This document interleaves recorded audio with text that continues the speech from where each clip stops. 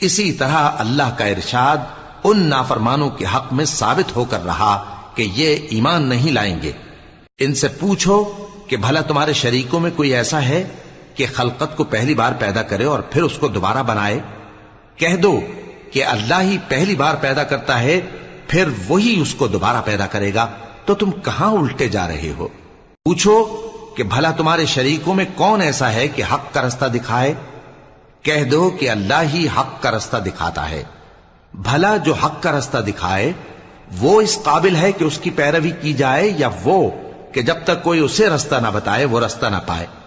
تو تم کو کیا ہوا ہے، کیسا انصاف کرتے ہو؟ اور ان میں کے اکثر محض گمان کی پیروی کرتے ہیں، اور کچھ شک نہیں کہ گمان حق کے مقابلے میں کچھ بھی کارآمد نہیں ہو سکتا۔